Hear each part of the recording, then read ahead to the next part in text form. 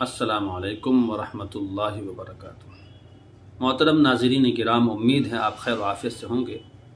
اللہ آپ کو سلامت رکھے، خوش رکھے، آپ کے پریوار کو خوش رکھے، اور جو ہمیں دیکھ رہے ہیں، سن رہے ہیں، ہم ان کا شکریہ ادا کرتے ہیں اور دعا کرتے ہیں اللہ آپ کو ہر طرح کی مصیبت سے، آفات سے محفوظ رکھے۔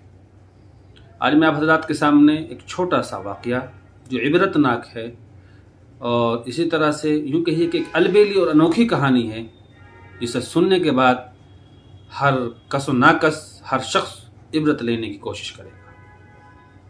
آپ یوں سمجھے، واقعی کڑی کو یوں بنائیے کہ وہ ام السائل فلا تنہر، کہ جو ہمارے گھروں پر مانگنے آتے ہیں، جو سوالات کرنے آتے ہیں، آپ ان کو جھڑکنا نہیں چاہیے۔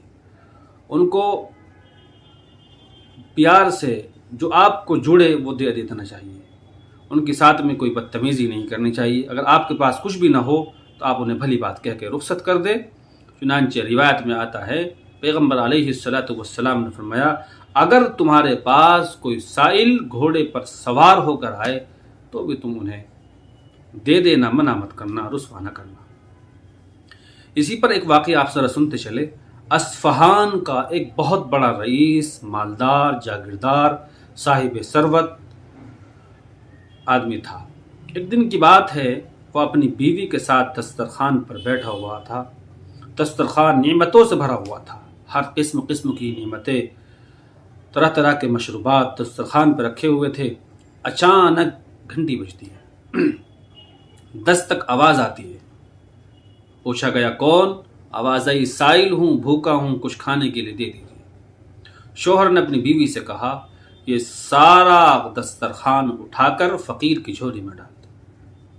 وہ بھلی عورت اپنے شوہر کی حکم کی تعمیل کے لیے نکلتی ہے، اور وہ دسترخوان کی جو نعمتیں تھی، جو کچھ تھا، اپنے جو سائل دروازے پہ آیا تھا اس کی جھولی میں ڈالنے کے لیے چلی۔ اس نے دیکھا تو اس آدمی کو دیکھا، سائل کو دیکھا تو وہ چیخ مار کے رونے لگی۔ اس کے شوہر نے پوچھا کہ کیا معاملہ ہے، کیا بات ہے؟ اس نے کہا کہ آپ کو پتہ ہے یہ کون ہے؟ یہ اس شہر کا سب سے بڑا رئیس اور مالدار آدمی تھا، اور یہ کوٹھی کا مالک بھی وہی تھا، اور اس کے پاس کیا کچھ نہیں تھا، اللہ کی دی ہوئی ہر نعمت اس کے پاس تھی۔ لیکن ایک دن کی بات ہے، میں اور یہ میرا شوہر ہے، سابق شوہر میرا یہی ہے، آپ سے پہلے میرا نکاح اسی سے ہوا تھا۔ ایک دن کی بات ہے کہ میں اپنے شوہر کے ساتھ دسترخوان پہ بیٹھی ہوئی تھی۔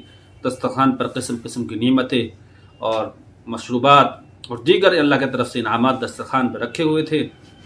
سائل آیا، اس نے دستک دی اور کہا کہ ہے کوئی جو مجھے بھوکے کو کھانا کھلا دے۔ بس یہ سننے کے بعد میرا شوہر اٹھا اور اس نے اس سائل کو اتنا مارا کہ وہ لہو لہان ہو گیا، زخمی ہو گیا، خون بہنے لگا۔ پھر نہ جانے اس مظلوم سائل نے کیا بد دعا دی کہ اس کے بعد میں اس کا کام ٹھپ ہونا شروع ہو گیا۔ آہستہ آہستہ یہ بالکل فقیر اور مفلوس ہو گیا۔ پھر کچھ دنوں کے بعد یہ اتنا بدحواس ہوا، اتنا پریشان ہوا کہ اس نے مجھے بھی طلاق دے دی، اور جس مکان میں ہم رہتے اس نے وہ اس کو بھی بیچ دیا۔ سب کچھ اس سے ختم ہو گیا، فنا ہو گیا۔ اللہ کا نظام دیکھیے۔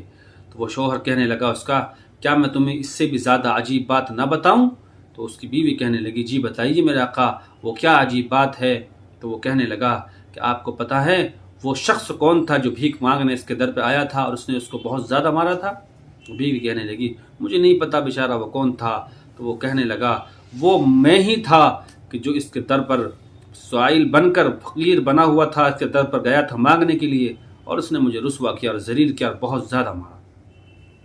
پھر حالات نے کروٹ بدلے، اللہ کا نظام یہ دیکھے، اور ایسا نظام بدلا کہ اللہ نے سب کچھ اس کا چھین کر، اس کی دولت، اس کی عزت، اس کی بیوی، سب کچھ مجھے دے دیا، اور آج یہ در بدر کی ٹھوکریں کھا کر میرے در پر پہنچا ہے۔ تو اس واقعے سے ہمیں یہ عبرت لینی چاہیے کہ ہمیں کبھی بھی کسی سائل کو جھڑکنا نہیں چاہیے۔ کوئی آپ سے مانگ رہا ہے، آپ یہ نہ سوچیں کہ وہ اچھا یا خراب ہے، بلکہ سوچیں کہ جو اس نظام کو چلانے والا اللہ ہے، جو بادشاہ ہے، جو مالک ہے، جو قادر مطلق ہے، وہ اس بادشاہ نے اس فقیر کا دل اور چہرہ اور ہاتھ آپ کی طرف موڑا ہے، یہ سوچ کر کہ اللہ نے اسے میری طرف میں رخ کرایا ہے، اس لیے اس کو کچھ نہ کچھ دے دو۔ اگر کچھ بھی نہیں ہے تو بھلی بات کہہ کے رخصت کر دو۔ کبھی کسی کے دل شکنی نہیں کرنی چاہیے، کسی کو تکلیف نہیں دینی چاہیے، کسی کے عزت نفس کو مجروح نہیں کرنا چاہیے۔ مجھے امید ہے کہ اس واقعے کو سن لینے کے بعد انشاءاللہ ہم عمل کی کوشش کریں گے، اور آپ سے درخواست ہے کہ اس واقعے کو آپ زیادہ سے زیادہ شیئر کریں۔ جزاکم اللہ، السلام علیکم ورحمۃ اللہ۔